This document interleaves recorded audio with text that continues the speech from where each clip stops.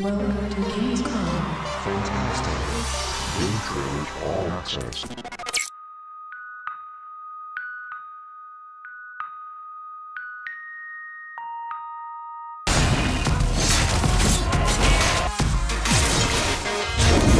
We're trying to sort of reinvigorate the franchise, and that's one of the reasons we came to Ninja Theory. But from our perspective, the core is still the fluidity and character control and the combat that Dante brings to the game, and the focus on Dante himself as a character. So that really, for us, was the core, and we felt like the guys at Ninja Theory would have a fresh take on it that would actually do the franchise well. The command came down from Japan that they wanted to get someone with a fresh perspective, maybe a Western feel. The feeling that Capcom was that DmC had always traditionally been a more Western game, and so it made sense from their perspective if they were looking to reinvigorate the franchise to move with a Western developer. When looking for potential partners, it's just clear that the sort of things that Ninja Theory does well are a lot of the things that a DmC game needs to do well. So high-end cinematics, really high production values, a focus on melee-based combat. They all had this at their core.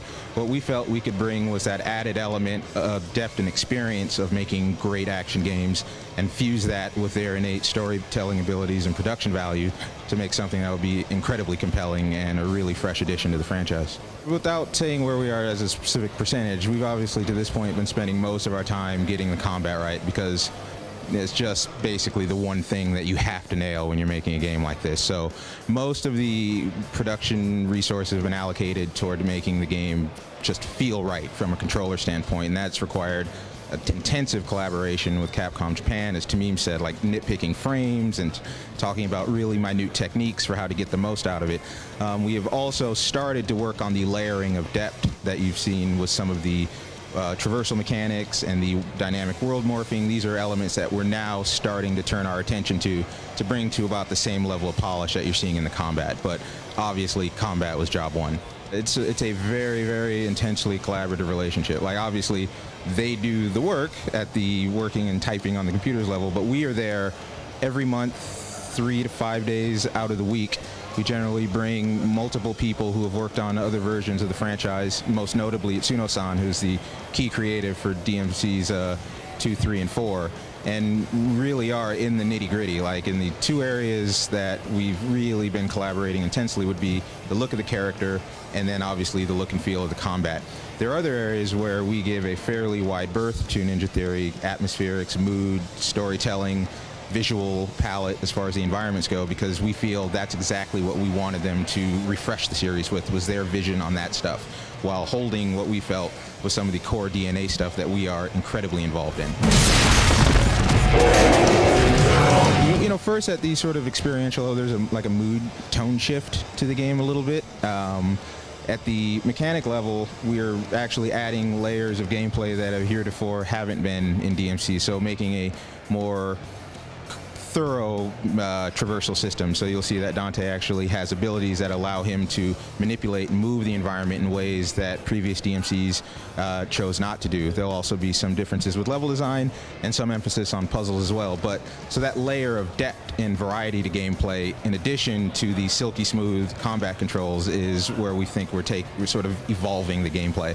The feel of the controller just feels right now, and that is, as we've said, the result of collaborating almost at a co-direction level on the combat with Capcom Japan. And yeah, it has been sort of Ninja Theory going to Capcom University of game control and character movement. So yeah, it was a lot of meetings, a lot of learning, a lot of note-taking, but the Ninja Theory guys have been amazing with taking direction.